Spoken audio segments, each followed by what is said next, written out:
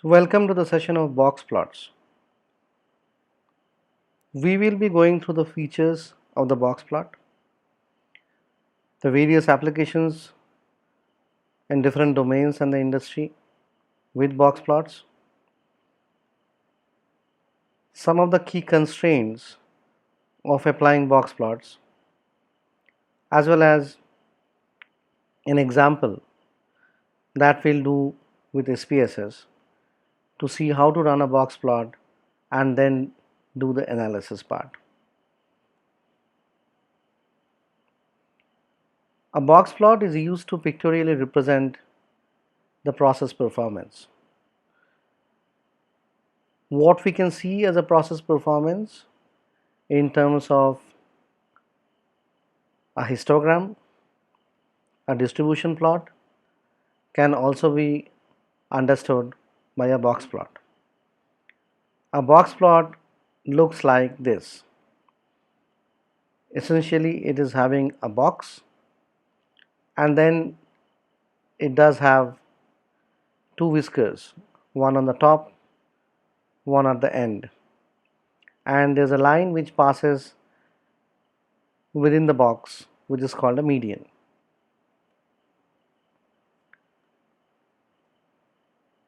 A box plot gives the key performance indicators like the median, the quartiles, which we'll understand in details in the subsequent slides, and the variation as well as outliers.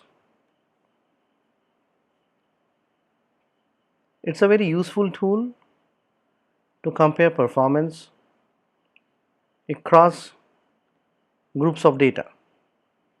So you can have an outcome measure like that of temperatures across the cities, or you can have performance data across different types of vendors, or you can also have, for the sake of example, maybe the electricity consumption of different types of compressors.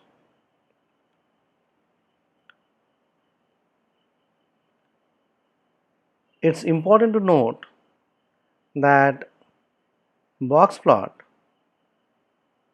is part of descriptive statistics and is not part of inferential statistics, and that is why it doesn't explain or involve any kind of probability distribution, as well as it doesn't have the capacity to deal with anything like confidence intervals as well.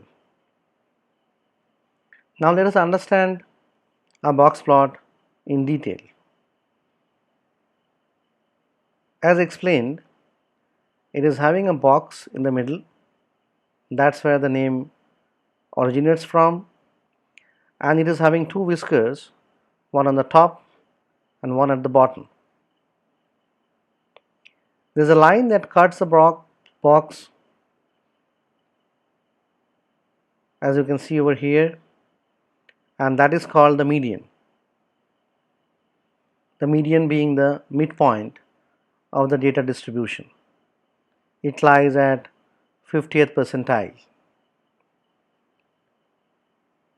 The two tails of the boxes, they represent 25% of the data points individually. So this tail is 25% and this tail represents 25% data points as well. The box as a whole represents 50%. So if you take into consideration the two tails as well as the box, it represents 100% of the data points. Now, as because the box is having the median as well, the entire box plot is now divided into four parts, each part being a quarter, that is 25%. So we have the first quarter, which is the bottom tail. We have the second quarter, which is the lower portion of the box. We have the third quarter, which is the top portion of the box, and then we have the last quarter, that is quarter 4, which is represented by the top tail.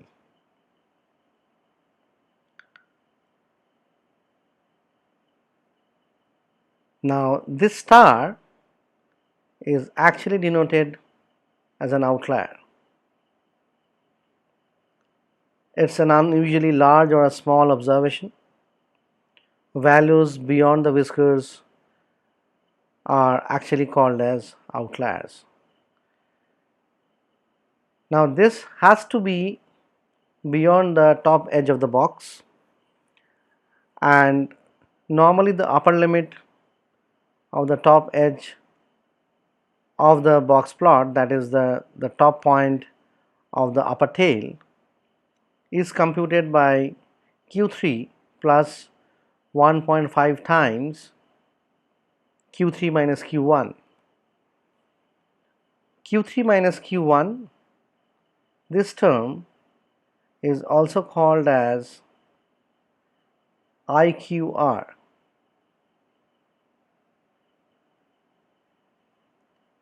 It's an acronym, and the full form of IQR is Interquartile Range. The spread of the data distribution is denoted by IQR, and if you take the measure of Q3 minus Q1, you can get an idea how my data is spread or how is the variation. Variation overall has 3 measures.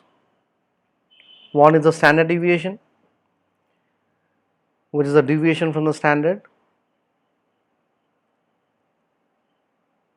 The other one is range, max minus mean, and the third one is called as IQR.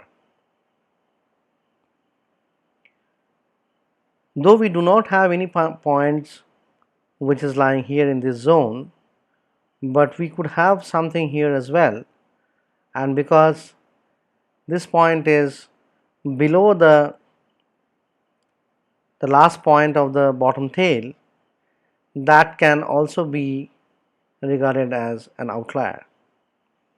And the lower limit, which is this point, is denoted by Q1 minus 1.5 times IQR.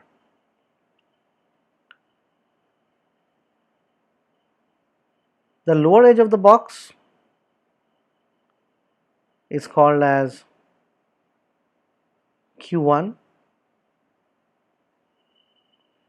and the top edge of the box is called as Q3, and that is because of what we have already discussed, that the lower edge of the box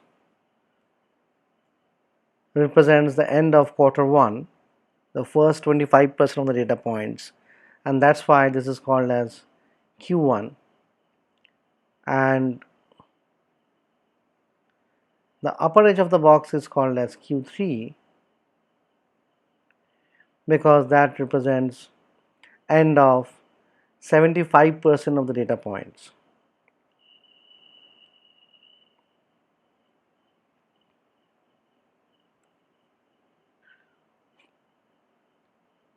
Before getting into an example wherein we will see how to run a box plot, we would like to give you some context of the box plot. So here we will like to draw a distribution in terms of what we can see as a histogram. So if this is an histogram, you will get a lot of vertical bars within that histogram, and you can consider this view as one of the side views. So when you are standing, these are the vertical bars which constitute the histogram. Now if you take a top view of an histogram, then you get to see a box plot.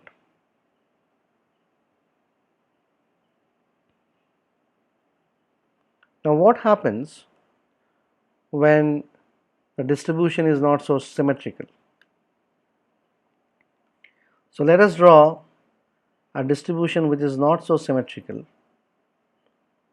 and which is skewed.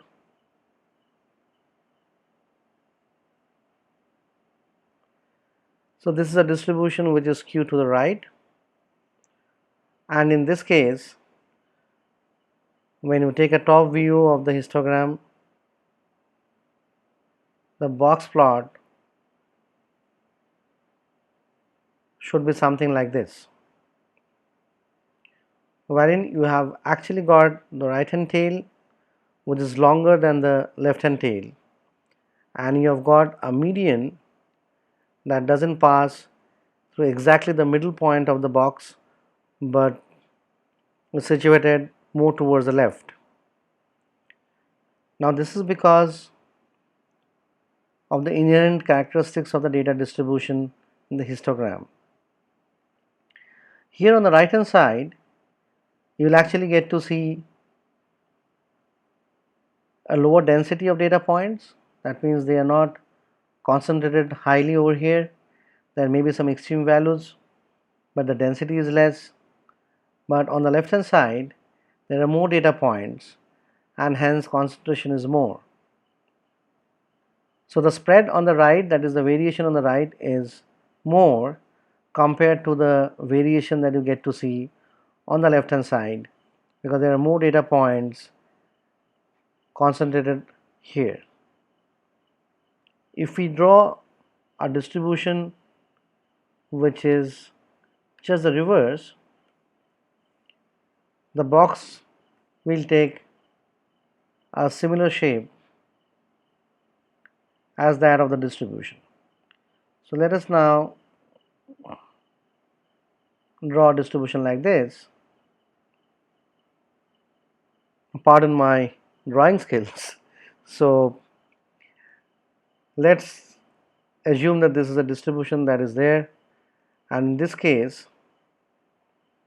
the box will be something similar to this, and here obviously the left hand tail is longer than the right hand tail, and the median is situated more towards the right of the box rather than being in the middle.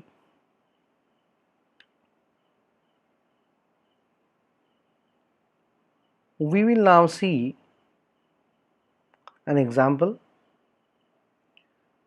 and we would like to examine the durability of 4 different carpet types. So over here, durability is an outcome measure that I am trying to focus on, and durability is a continuous variable. So this can be considered as y, and then as the factors we have the different carpet types. So y is equal to function of x, y being the outcome, x being the factor, and over here x is basically the carpet types, and we would like to understand how distribution is spread across the different carpet types. So the samples are placed in different homes, and the durability is measured after 60 days, and we will create a box plot with the median values and examine the durability of each carpet products.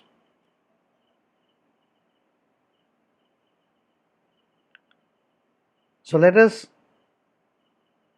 go to Spss, that is a tool from IBM, and then see how to run a box plot. So this is the interface of the tool called as Spss, and we will need to load the data of the durability of the carpets to run the box plot. So we'll go to File and open a data set.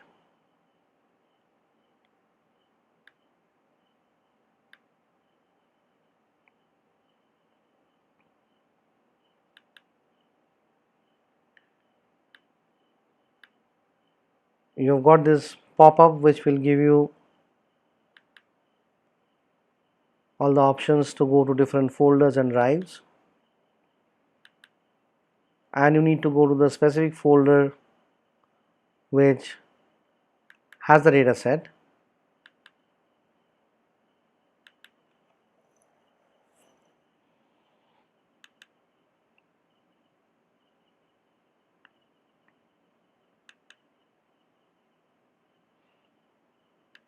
You have to be careful about the file types that you select. We are selecting a .csv file, which is a comma separated file, and we are trying to open that file.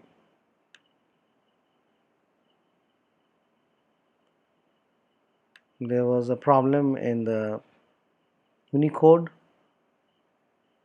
so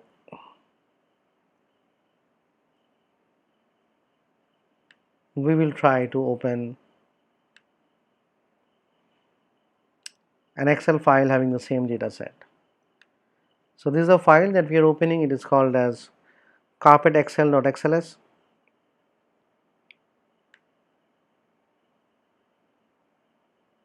It will give you a pop-up mentioning the sheet name as well as the rows and the columns.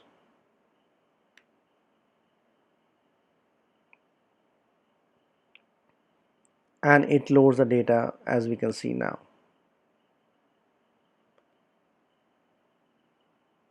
So this is the data view that we are seeing over here.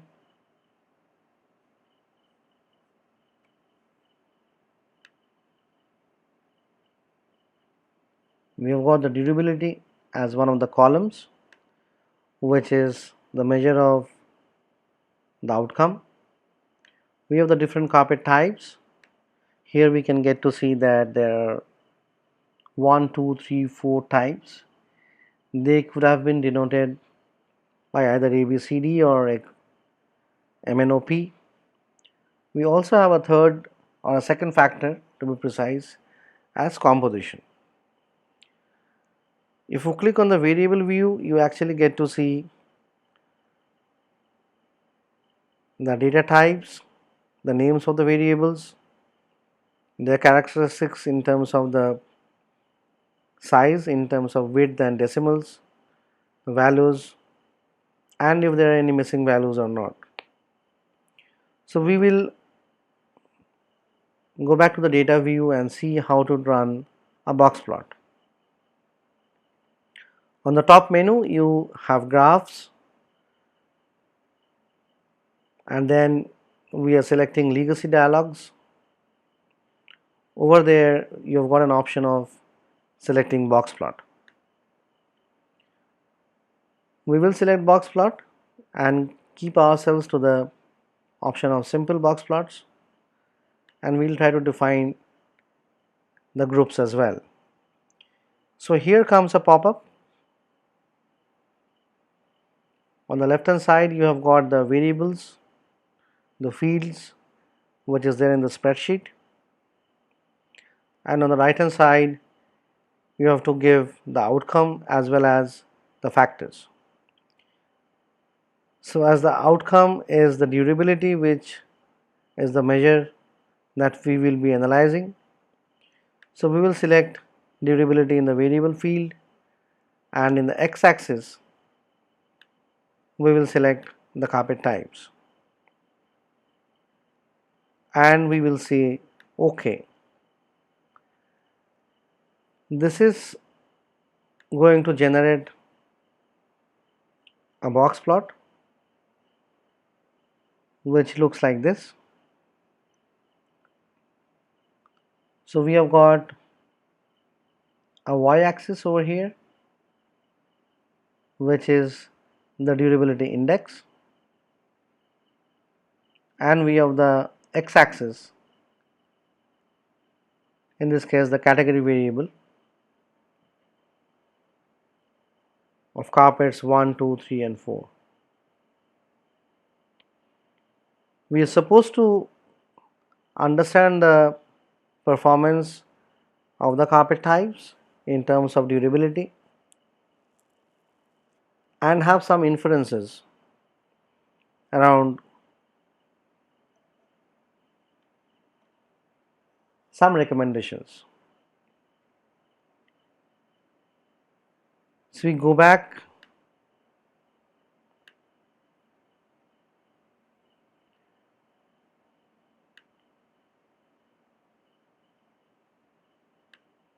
to the view,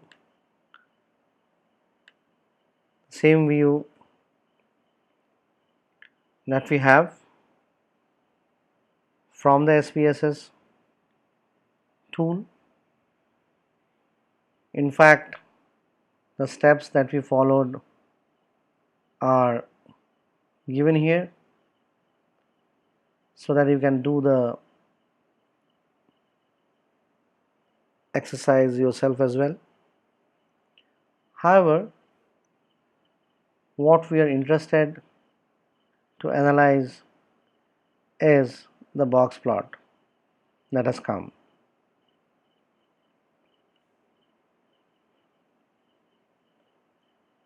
Now if you see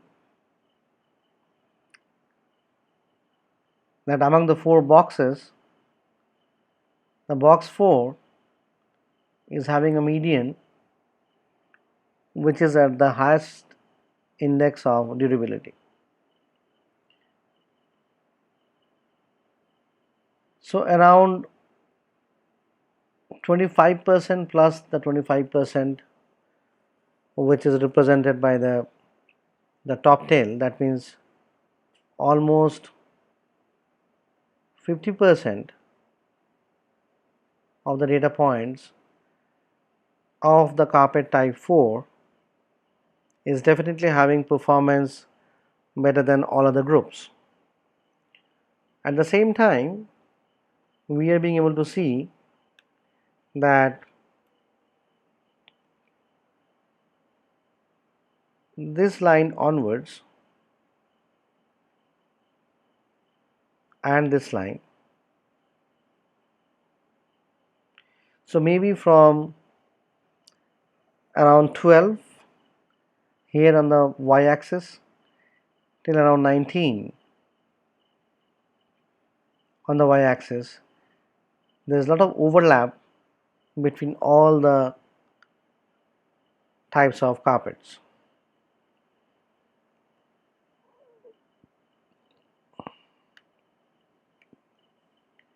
If you consider only the 4th box, then you will also notice that the entire length of the box is much more than the other boxes. So while 50% of the data points are performing really well, the consistency seems to be some problem. That means the variation, the spread is higher. On the other hand, carpet 3 is having the best of consistency, which is having the least of the variation, because the height of the box is the smallest here. We have the second type wherein performance is actually on the lower side in terms of what we get to see for the last 50% of the data points. However, on the top end, the variation is there, and it in fact is a direct overlap with the third box as well as some portion of the first box. So what will be the inference? And then the recommendations. So ideally, if someone is owning the business of the carpet company, or he is looking after the quality of the carpets, or he is the product manager, then what I would like to have in this case is not so much of overlap, less of variation, so that I can differentiate between all the carpet types and place these products as unique products in the market. So let's go and try to draw the box plots that we have seen and see what can be done. So we have got the fourth carpet type having something similar here. We have got the third type which is having the minimal distribution. We have actually got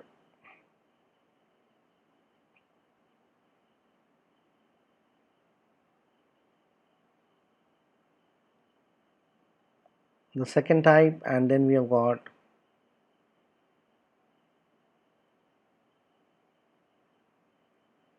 the first one. This is the first one, this is the second, this is the third, and this is the fourth. Now ideally we would like to push the last edge of this box towards the top so that maybe the box will be shorter and it doesn't overlap with the third one. The third one can remain intact, and here for the second carpet I would like to actually push the top edge of the box on the lower side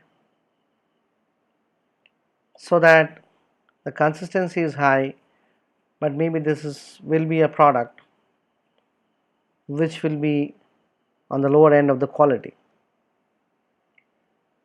So finally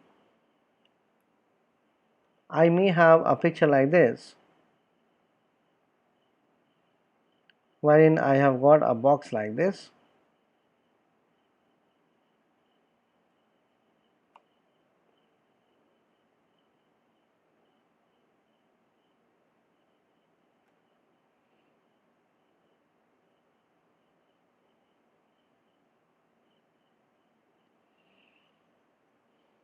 so this is the second type of carpet, this is the third, and this is the fourth.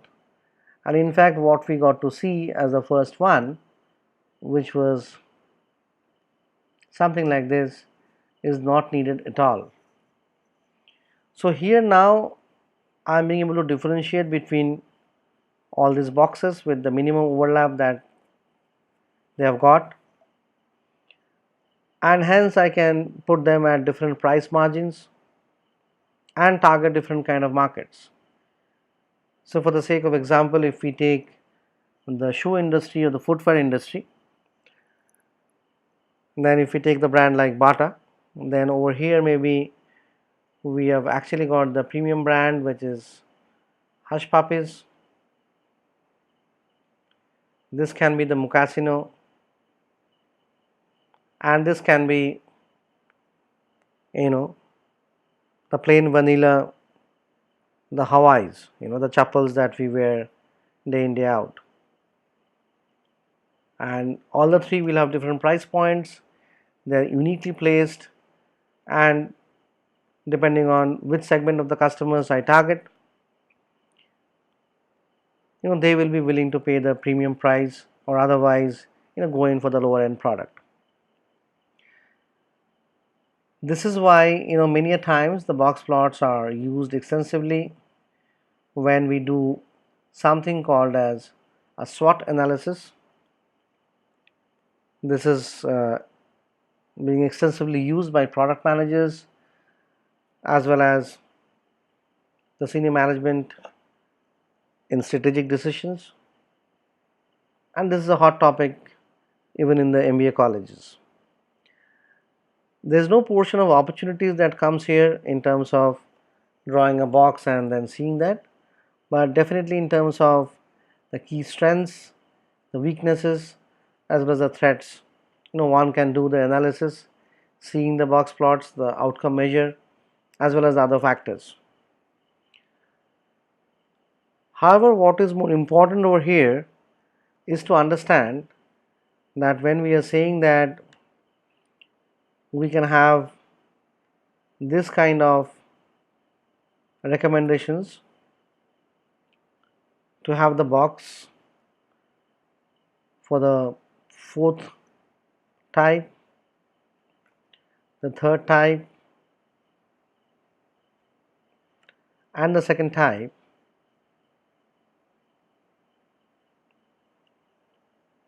what will be the actions on the ground? So the actions on the ground for this example, which is very specific, can be that you actually put the resources, the machines that you have, as well as the raw materials, right? What you procure at the right places to get this.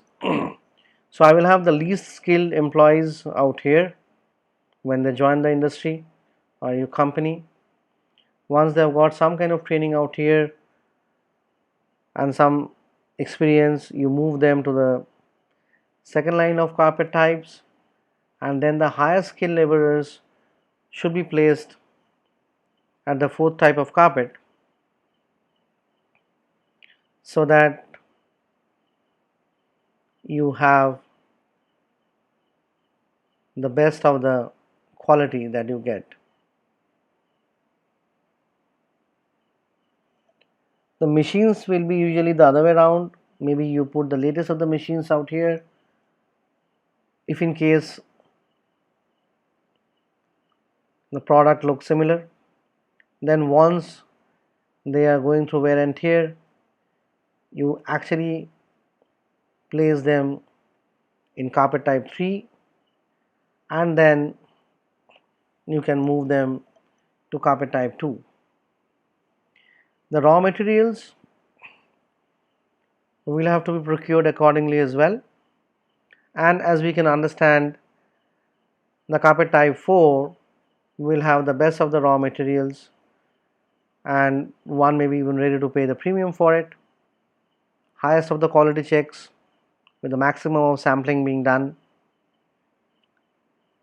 and then obviously the rigor of the sampling as well as the quality goes down as we come down from the left top towards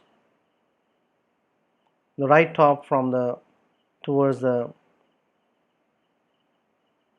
bottom left. Now many a times you will actually get to see that information around the resources, machines, and the raw materials are given as well. in the data that you've collected or the data that is given to you, and you can actually draw the plots by the resources, by the machines or the raw materials as well, to analyze the impact and the allocation as well as the recommendations that go for improving the quality.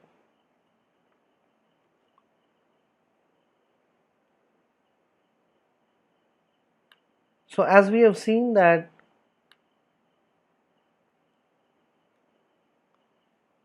a box plot helps us to see the data distribution.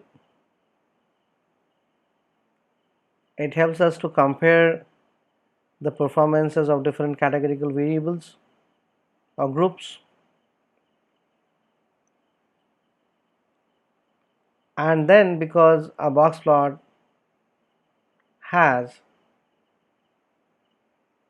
the median as well as the quartiles, it helps us to understand the spread as well.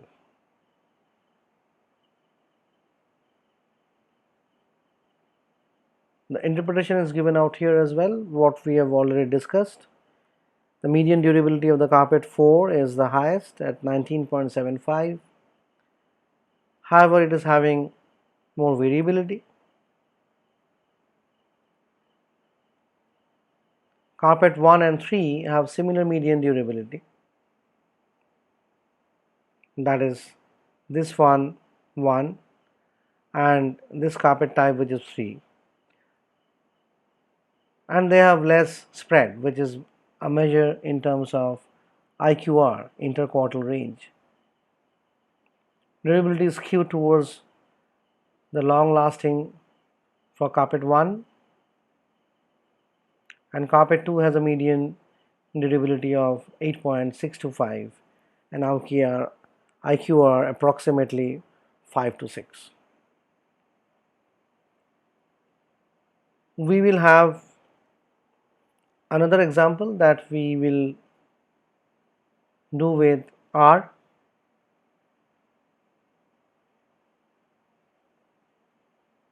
and we can see how to analyze that data set with box plots. This ends the session of box plots now.